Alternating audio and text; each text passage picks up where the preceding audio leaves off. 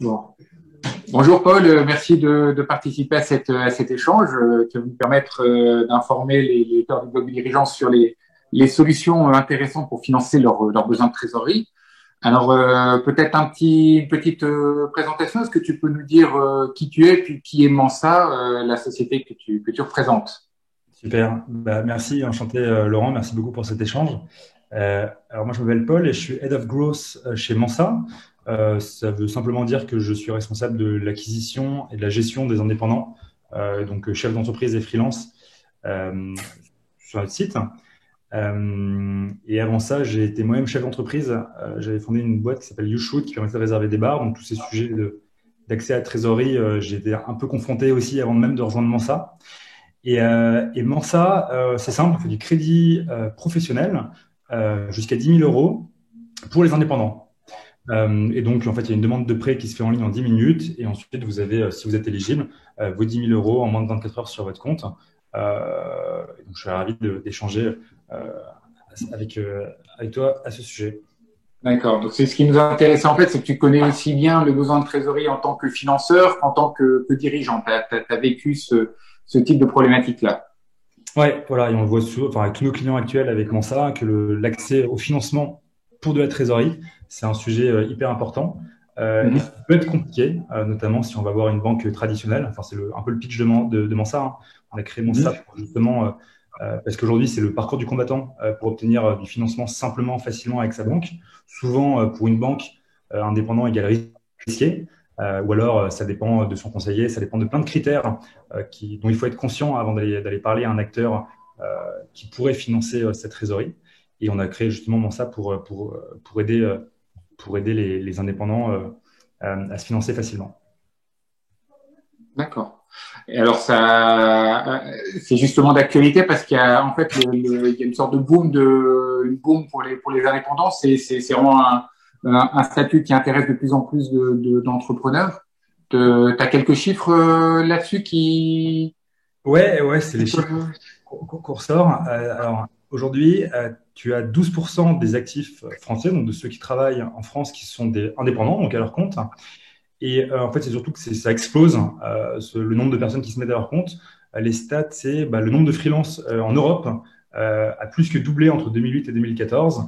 Et en ce moment, c'est un peu exacerbé avec la crise du Covid. En fait, on se met à son compte pour deux raisons. Soit parce que c'est voulu, on ne veut pas avoir de patron, on veut être libre, etc. Et il y a de plus en plus de nouveaux jobs qui permettent de travailler seul, donc les consultants, les développeurs informatiques, qui peuvent entraîner la création d'une petite TPE. Ou alors, parfois, c'est subi. On va justement, malheureusement, se faire licencier. C'est parfois plus simple de se mettre à son compte que de rechercher du travail. D'accord. Et pourquoi un indépendant comme ça peut-il avoir du mal à se financer? Alors, il y a plein de raisons. La première raison, si on parle du crédit avec une banque, c'est que les critères de scoring, donc d'analyse de risque d'une banque, qui sont un peu vieillots et donc et qui sont pas forcément adaptés à ce nouveau type d'indépendants qui arrivent ou à des chefs d'entreprise. En fait, une banque, elle va regarder le plus important pour une banque, c'est la stabilité de son client. En fait, elle est vraiment averse au risque. Et on échange avec beaucoup de banques. Il suffit juste de faire un parcours de demande de crédit sur le site d'une banque, par exemple pour du préconso, pour voir un peu c'est quoi les critères pour une banque. Et en fait, le mot qu'il faut juste retenir, c'est la stabilité. En fait, les banques, elles cherchent quelqu'un qui est stable, qui a une source de revenus récurrente, euh, donc ce qui n'est pas du tout adapté à quelqu'un qui se lance ou qui se met à son compte, qui peut avoir des sources de revenus différentes, des trous de trésorerie, etc. Et surtout, en fait, elle va regarder des critères qui ne sont pas forcément financiers, mais qui vont permettre de se donner un avis qui peut être très subjectif, hein, sur la personne. Il y a quatre critères. Le premier critère, c'est le critère familial, savoir si la personne est mariée et si elle a des enfants. En fait, pour une banque, quelqu'un qui est marié et qui a des enfants, c'est quelqu'un de stable.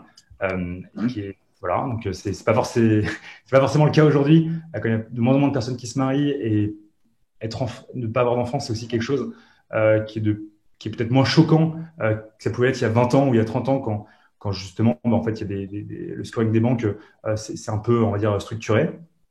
Deuxième critère, c'est la propriété, savoir si on est locataire ou propriétaire de son logement et depuis combien de temps. Et là encore, en fait, pour une banque, quelqu'un qui change souvent de domicile, c'est quelqu'un considéré comme pas stable. Et ça a beaucoup de valeur pour une banque. Alors qu'en fait aujourd'hui, les gens changent de plus en plus de société en plus. On est plus professionnellement, on est de plus en plus mobile. C'est exactement, et c'est aussi un des autres critères, c'est la stabilité des revenus. Quand on est salarié, c'est parfait, là c'est hyper stable. Par contre, quand on est chef d'entreprise, on ne sait pas.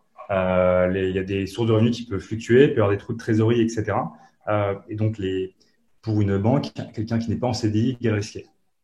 Alors, pourquoi les banques conservent ces algorithmes, j'ai envie de dire obsolètes ou ces anciens algorithmes? Alors déjà, ce qui marche très bien, en fait, quand on parle avec des banques, leur taux de défaut, donc c'est-à-dire quelqu'un qui ne rembourse pas son crédit, il est d'environ, il est de moins de 3%, donc c'est que ça marche. Par contre, le problème, c'est que du coup, leur algorithme, leur décision de scoring, il y a des biais de décision. Ils vont qui vont en plus s'auto-alimenter, c'est un espèce de cercle vicieux où ils vont pas vouloir prendre de risques avec d'autres types de critères parce que justement, leurs critères marchent tellement bien qu'ils sont pas adaptés pour une nouvelle type de population qui arrive, ceux qui se mettent à son compte notamment. On en parlait rapidement. Et aussi, il y a un autre truc, c'est que les banques sont tellement grosses aujourd'hui, c'est des gros mastodontes, que c'est très compliqué, voire quasiment mission impossible pour essayer de faire bouger les choses.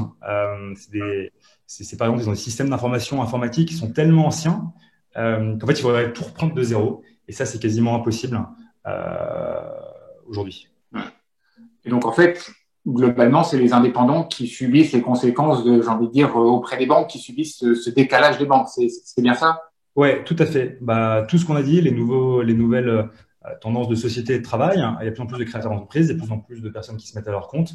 Ils rentrent pas dans les cases classiques des algorithmes de scoring des banques. Et donc, ces personnes, elles sont un peu hors système. Et parfois, elles sont juste, il n'y a pas de cases parfois pour des nouveaux types de TPE ou de chefs d'entreprise. Et donc là, ça va être vraiment au cas par cas, ça va dépendre de son conseiller, ça va être long, il va falloir faire des business plans, il va falloir prouver qu'on a suffisamment de clients. C'est ça qui est un vrai problème, notamment quand on a besoin de trésorerie rapidement. Donc, si je comprends bien, en fait, le crédit bancaire qui est, on va dire, le mode de financement le plus commun est pas vraiment adapté aux nouvelles professions indépendantes, les freelances ou autres. Alors, c'est un des plus communs. La principale source de financement des entreprises aujourd'hui, c'est la-facturage. Ensuite, c'est le découvert, qui est du crédit. Et ensuite, il y a le crédit. Et oui, en fait, il est. Excuse-moi, je me souviens plus du début de ta question. En fait, il y a un décalage entre, si j'ai bien compris, en fait, toute la logique que tu nous expliquais auparavant, il y a un décalage entre l'augmentation des professions libérales, des indépendants, et le financement habituel, qui est un financement via le crédit bancaire qui n'entre plus vraiment dans les cases de ces professions-là. Oui, exactement. Un décalage de scoring, plutôt de rapidité d'accès. Alors qu'aujourd'hui, il y a plein de choses qui permettent justement, qui devraient au contraire permettre que ça aille plus vite avec justement le digital, l'open banking, donc qui est le fait de laisser les clients propriétaires de leurs données financières. Mais malheureusement, oui, comme on a un système qui est un peu de l'ancien temps, qui n'est pas hyper pertinent pour des indépendants. Alors, maintenant, quand l'indépendant a des besoins de trésorerie, si on essaie de lister un petit peu les différentes solutions, est-ce que tu peux essayer de nous donner les différentes solutions qu'il peut avoir et les avantages inconvénients qu'on pourrait qu'ils peuvent y trouver en fait? Ok, ouais, bien sûr. Le premier, ça concerne les actionnaires. C'est l'apport en capital. Je vais moi-même avancer de l'argent à mon entreprise, mais ça sous-entend qu'on a suffisamment d'argent à côté pour prêter ou financer son entreprise. Si on n'a pas d'argent soi-même, on peut aller en chercher ailleurs avec d'autres actionnaires. Donc, c'est des levées de fonds, des levées en capital. Aujourd'hui, il y a plein de business angels, il y a plein de fonds d'investissement qui aident les indépendants. Et les TPE, les PME, par exemple l'association LAFIC. Ce qui est bien, c'est que ça dépend de l'équipe et du projet et pas forcément du passif. Quand justement, on a un projet de trésorerie pour justement un projet futur, mais enfin, ça reste un projet. Par contre, les inconvénients, c'est que vous perdez une partie de votre capital et que là, vous êtes en quelque sorte bloqué avec des nouveaux actionnaires jusqu'à la fin de la vie de la société, à moins que vous rachetiez leur part. Ça s'intéresse aussi pas mal, enfin, ça intéresse aussi pas mal les sociétés qui ont un business model qui est déjà établi, pour le coup. Mais bon, ça peut être le cas des indépendants aussi. Tout à fait. Ok. Ensuite, parmi ça, il y a aussi tout ce qui est love money, crowdfunding, crowdlending aussi. Ça, c'est un peu un apport en capital. Ouais, ça, c'est une nouvelle façon de se financer en capital. Le crowdfunding, c'est-à-dire le financement par la masse, quoi, par la foule. Là, il y a plein de façons de faire du crowdfunding. Il y a ce qu'on appelle le crowdfunding de dons, où justement, il y a pas d'échange de capital en échange du financement. Ensuite, il y a le crowdfunding de prêt, donc c'est le crowdlending. Là, en fait, c'est du prêt bancaire, enfin, je sais pas du prêt bancaire du coup, mais c'est un prêt qui est souscrit avec des particuliers ou des professionnels. Et enfin, il y a le crowd equity, je crois que ça s'appelle comme ça, qui là où justement c'est comme une levée de fonds, mais en ligne avec des business angels qui peuvent être des inconnus. Ils vont donner de l'argent en ligne à une plateforme pour votre projet et vous, en échange, vous leur rétribuez une partie du capital. Donc, c'est trois choses différentes. Le crowdlending, ça se rapproche un peu du crédit. Donc, il y a plein de sites, hein, il y a crédit.fr, je crois qu'il y a vous tapez crowdlending, vous avez une multitude de sites pour faire ça. Le problème, l'avantage, c'est que c'est des montants qui peuvent être très élevés. Vous pouvez vendre sur un projet une équipe, mais l'inconvénient, c'est que ils vont demander des fils qui sont quasiment similaires à ceux des banques, c'est-à-dire pour des gros montants et pour une PME, une TPE, ça va être 3 ans d'existence, des choses comme ça. Donc ça, c'est le crowdlending qui se développe de plus en plus. Il y a ce qu'on appelle les fonds de IFP. Vous avez le crowdfunding classique de dons, donc là, ça va être tout ce qui est KissKissBankBank, Ulule, etc. Vous avez un projet que vous allez mettre et essayer de vendre sur cette plateforme. Et en fait, c'est purement gratuit, ou alors il va y avoir des petits cadeaux, mais qui vont être un peu symboliques en fonction de ce que donnent les internautes. Et ça, il y en a plein. Il faut être bon en marketing, il faut être bon en vente parce qu'il faut vraiment vendre sur leur plateforme. Mais ce qui est génial, c'est que vous avez des montants élevés qui vous coûtent quasiment rien en fait. Enfin, c'est du don. Et enfin, le en equity, là, vous avez aussi des plateformes où vous allez chercher des business angels semi-professionnels qui veulent en fait acheter des parts de boîte et vous pouvez leur vendre votre projet. D'accord. Bon, pour moi, ça concerne quand même pas mal des projets importants. Je trouve que ça demande quand même pas mal de boulot de la part du dirigeant. Donc, c'est des projets qui ont du capital. Donc, c'est peut-être un peu moins les freelances, justement, et les professions libérales qui nous intéressent. Donc, je pense que pour la trésorerie, est-ce que pour la trésorerie, est-ce qu'on trouve des prêts, des aides, des choses comme ça? Est-ce que ça, c'est quelque chose qui se fait ou pas? Ouais, vous avez plein d'aides possibles. Il y en a vraiment en France, on est vraiment bien logé pour ça. Il y a des aides pour tout type de secteurs, de projets, de situations. Il suffit juste de se rapprocher de sa chambre de commerce ou alors de voir sur le site de la BPI ou alors de voir des fonds résilience. Vous avez vraiment plein d'aides. L'avantage, c'est que vous êtes très souvent éligible, quelle que soit votre situation. Vous allez toujours trouver chaussures à votre pied en termes d'aide. L'autre avantage, c'est que c'est gratuit, c'est une aide. Enfin, parfois, il faut la rembourser, mais c'est un prêt à taux zéro, donc c'est quasiment gratuit. L'inconvénient, c'est que ça peut être long. Il y a quand même parfois des dossiers, la paperasse à mettre en place. Pour des aides, vous avez aussi l'ADI. L'ADI, c'est du prêt professionnel jusqu'à 10 000 euros, qui aide justement. L'ADI, c'est une association qui aide c'est que pour les indépendants en difficulté. Là, qui sont vraiment pas éligibles, qui sont fichés bancaires, qui sont en liquidation, etc.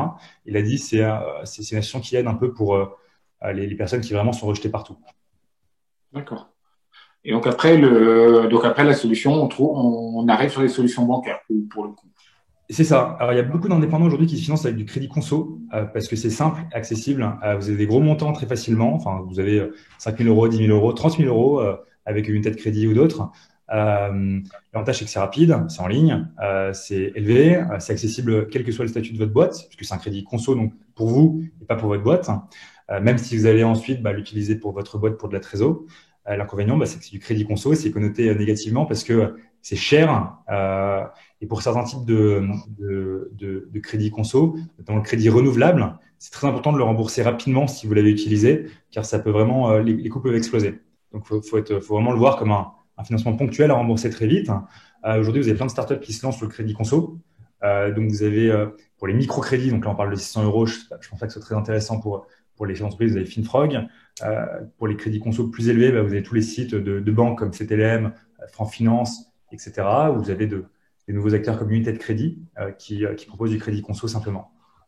Et toi, ça, c'est autre chose parce que c'est des montants qui sont, tu l'expliquais tout à l'heure, qui sont de 10 000 euros maximum. Donc, c'est des montants à la fois importants mais limités. C'est pas du crédit conso. Non. Autre chose. Ouais, nous on fait du crédit professionnel, c'est-à-dire qu'on prête à un SIREN, donc si c'est une société commerciale, on prête à la société. Si la personne est seule, donc en entreprise individuelle, c'est les auto-entrepreneurs et quelques professions libérales, là on prête, en fait la personne physique et la personne morale est confondue, donc on prête pour un objet professionnel, mais on peut c'est-à-dire ça reste légal si l'argent est versé sur son compte personnel. Et donc ça, nous c'est du crédit jusqu'à 10 000 euros. Aujourd'hui, les principaux besoins de financement, c'est pour la trésorerie. Donc, ça va être, j'ai fait un mauvais mois, j'ai un client qui me paye trop en retard, j'ai un besoin de fonds de roulement parce qu'il faut que j'achète mon stock. Et il y a eu X ou Y problème qui fait que j'ai un petit décalage de trésorerie. Donc ça, c'est un énorme enjeu. Après, je vais pas développer les autres besoins, mais c'est tout ce qui va être investissement, achat en plusieurs fois, par exemple, pour une voiture, mais qui pourrait aussi s'apparenter à quelqu'un qui ne veut pas piocher dans sa trésorerie pour investir pour sa boîte. Et si je comprends bien, ça s'adresse aussi aux auto-entrepreneurs. Exactement. On a 70% des demandes, c'est les auto-entrepreneurs. Le reste, c'est les commerciales. Enfin, quand on parle indépendant, nous, c'est toutes les personnes qui ont plus de 50% des parts de leur boîte. Donc, les indépendants, c'est simple. Enfin, ceux qui sont seuls, il n'y a aucun problème. Ils sont éligibles tout de suite. Les gérants de TPE, PME, il faut qu'ils peuvent avoir des actionnaires, des employés, etc. Mais il faut qu'ils aient plus de 50% des parts de leur boîte. D'accord. Et alors, techniquement, comment ça marche? Ça marche en ligne? Il faut faire un dossier? Alors, c'est uniquement en ligne, même si vous avez des humains au téléphone, si vous avez besoin qu'on vous explique certaines choses. Il y a une demande de prêt qui se fait en ligne en 10 minutes où vous allez devoir plugger votre compte en banque et notre algorithme de scoring va analyser votre profil et va vous dire tout de suite si vous êtes éligible. Et si vous êtes éligible, vous recevez ensuite un contrat électronique et si vous le signez, vous avez les fonds 24 heures après. Donc, si vous avez un besoin de trésorerie jusqu'à 10 000 euros, c'est la solution, on va dire, la plus adaptée, même si ça reste un montant quand même conséquent, 10 000 euros. Et c'est dédié que pour les indépendants. Donc, notre algorithme, il est dédié aux personnes justement qui ont des sources de revenus différentes, qui ont des trous de trésorerie. Et ça reste vraiment aux personnes qui sont entrepreneurs et qui se lancent dans leur activité seules et qu'on peut aider avec ces financements. En fait, on révolutionne deux choses. C'est l'accès au financement et aussi l'expérience de financement, car ça se fait en ligne en 10 minutes. Je ne dirais pas que c'est fun ou qu'on veut gamifier quoi que ce soit, mais en tout cas, c'est beaucoup plus simple, beaucoup plus transparent et beaucoup plus rapide que si vous allez voir votre banquier, personne physique, ou si vous êtes sur le site de la BNP, par exemple. Alors, pour éviter de perdre du temps, quels sont les critères qui sont quelque part rédhibitoires ou au contraire indispensables pour pouvoir avoir accès à ce type de financement? Ça rejoint la transparence que je disais, ils sont sur notre site. Aujourd'hui, on peut financer un indépendant s'il respecte, on va dire, 5 critères. Ça va être du bon sens. Le premier critère, faut avoir 1 an de SIREN. Donc malheureusement, c'est pas encore pour les personnes qui veulent créer une boîte. Ensuite, le deuxième critère, il faut gagner plus de 1 800 euros de chiffre d'affaires. Enfin, il faut générer plus de 1 800 euros de chiffre d'affaires par mois. Ça reste assez simple à obtenir si c'est notre activité full-time, en fait. Les aides, pour nous, ne sont pas des chiffres d'affaires. Ensuite, c'est des questions légales. On ne peut pas prêter aux personnes qui sont fichées Banque de France ou qui ont déjà fait l'objet d'une liquidation judiciaire. Et enfin, ça va être de l'algorithme, enfin, notre algorithme qui va regarder plusieurs choses qui sont le découvert. Si vous êtes en découvert, ça va être compliqué de vous prêter de l'argent. Si vous êtes en surendettement, on fait la même règle que les banques. Pour le coup, c'est la règle des fameux 33%. Si vos mensualités dépassent 33% de vos revenus, ça va être compliqué de vous prêter. Et ensuite, c'est la capacité de remboursement. Si vous voulez emprunter 10 000 euros, mais qu'à la fin du mois, il vous reste que 20 euros, ça va être compliqué de vous prêter de l'argent. Et l'objet doit être professionnel. C'est-à-dire, comme je disais au début, c'est du prêt professionnel. Donc, si vous voulez emprunter pour la trésorerie, c'est parfait. Même pour vous acheter une voiture ou un ordinateur, on peut avoir un objet perso et pro. Par contre, si c'est pour financer votre mariage, ça va être compliqué. D'accord. Et il faut être domicilié en France. Oui, c'est ça. Ça, c'est ça, on prête à tout type de personnes, français ou non français. Il faut juste être domicilié en France. C'est critères légaux aussi. D'accord. Et dans le cadre des autres solutions, si on peut, voilà, si on veut pas faire de crédit, on peut pas faire de crédit. Quelles seraient les autres solutions qu'on pourrait utiliser pour financer un besoin de trésorerie? La facturage, c'est le premier moyen de se financer aujourd'hui pour une boîte ou quand on est à son compte. Simplement, c'est quand vous avez une facture client. Et généralement, on sait que surtout les clients grands comptes payent avec beaucoup de retard, à 90 jours, parfois même beaucoup plus pour certains grands groupes, et c'est pas normal. Et la facturage, en fait, c'est simplement que c'est une cession de factures, enfin de créances. Vous vendez les factures à venir à des boîtes d'affacturage ou à votre banque. Donc, l'avantage, c'est que vous avez tout de suite de l'argent. L'inconvénient, c'est qu'ils prennent un pourcentage sur votre facture qui est compris entre 5 et 15% globalement. Donc, c'est un montant quand même assez élevé pour une facilité, pour avoir tout de suite cette trésorerie à venir. Et vous avez certains acteurs comme Edebex qui sont une sorte d'affacturage, mais un peu déguisé, dans le sens où ils vont scorer uniquement la société qui vous donne de l'argent. Donc, vous pouvez très bien être en liquidation judiciaire et avoir créé la boîte depuis 2 mois. Eux, ils s'en fichent. Ils vont regarder seulement la santé financière de votre client qui vous doit de l'argent. Donc, ça peut être assez sympa. Alors, j'avais eu en ligne aussi il y a peu de temps. Effectivement, je pense que c'est un mode d'affacturage qui est assez innovant, en fait. Qui est assez innovant. Et je crois que c'est pas les banques qui font l'affacturage, je crois que c'est les entreprises qui financent d'autres entreprises par leur intermédiaire, si je dis pas de bêtises. Ouais, je crois qu'ils ont des fonds, ouais, ils ont des deals, ouais.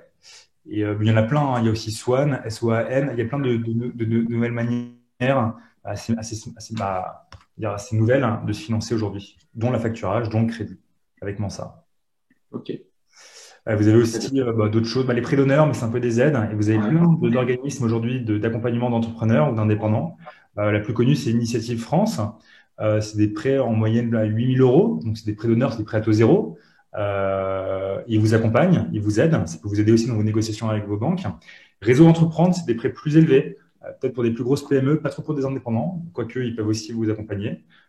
L'ADI, on en a déjà parlé. Et alors après, peut-être une dernière question sur comment on fait une personne un dirigeant qui s'aperçoit qu'il va avoir des problèmes de trésorerie ou qui a des problèmes de trésorerie, quelle démarche tu lui conseillerais Alors, déjà, la trésorerie, je pense que tu pourras en parler un petit peu, mais c'est la chose la plus importante, une des choses les plus importantes à suivre quand on est dirigeant en entreprise, quand on se met à son compte. C'est vraiment la chose qui peut vous faire, qu'on n'anticipe pas forcément quand on se lance, mais la gestion de ces créances à venir, de ces factures à payer versus l'argent qui rentre. Ça peut poser des problèmes quand c'est pas bien anticipé, qui peuvent entraîner ce qu'on appelle une cessation de paiement. Quand vous avez des créances que vous pouvez pas repousser, notamment généralement les banques, les assurances ou payer des salaires ou des stocks, qui peuvent entraîner en fait quelque chose d'assez grave. Donc c'est vraiment hyper important en tant que chef d'entreprise de toujours l'avoir en tête. Ça c'est on en parlait un petit peu tout à l'heure en préparant cet entretien. Ouais. C'est vrai qu'on peut avoir une société qui techniquement se développe et qui part. Donc il y a un indicateur qui est très important sur lui, qui s'appelle le BFR et qui peut en fait avoir de gros problèmes de trésorerie parce qu'elle va devoir mettre tellement d'argent sur la table pour son développement et ne pas s'occuper de se faire payer de ses clients ou de pas travailler son taux de compte, qu'elle va en fait générer des besoins en trésorerie qui peuvent nuire énormément à son développement, voire couler l'entreprise. Et j'ai rencontré plusieurs entreprises comme ça et travaillé avec plusieurs dirigeants pour essayer de les aider dans son fait, effectivement. Mais globalement, pour moi, enfin, tu me renvoies un petit peu la balle. Pour moi, un dirigeant, dès lors que son modèle économique fonctionne, voilà, qui a compris quel était son marché, qui a compris qui étaient ses clients. Je sais pas si tu es d'accord avec moi, il faut qu'il ait une trésorerie d'avance. Moi, je mesure cette trésorerie à 4 à 6 mois d'avance pour pouvoir voir venir, se donner le temps de réagir s'il y a un problème. On a vu avec le Covid que les entreprises qui s'en sortaient le mieux, c'est les entreprises qui avaient de la trésorerie pour pouvoir réagir. Exactement. Voilà. Et puis, je pense aussi, et c'est pour ça qu'on fait cette vidéo et qu'elle m'intéresse, que la trésorerie, ça se travaille pas par gros à-coups, ça se travaille au coup par coup. Et quand on a un problème, il vaut mieux garder son argent de côté, trouver des solutions et puis peut-être trouver un financement ponctuel pour nous aider plutôt j'ai envie de dire que d'attendre que les choses soient vraiment importantes et d'avoir sa banque quand il faut emprunter 30, 40, 50, 60 000 euros. Tout à fait. Bon, en tous les cas, merci pour cet échange. Et puis peut-être l'occasion pour une autre pour une autre question de financement. Et puis Avec grand plaisir. En tout cas, on est ravis de se partenariat avec le blog du dirigeant. Et notre mission, c'est d'aider les entrepreneurs, les gens qui se lancent. Donc, la trésorerie, c'est un des sujets les plus importants. super. Merci Paul. Merci à toi, Laurent.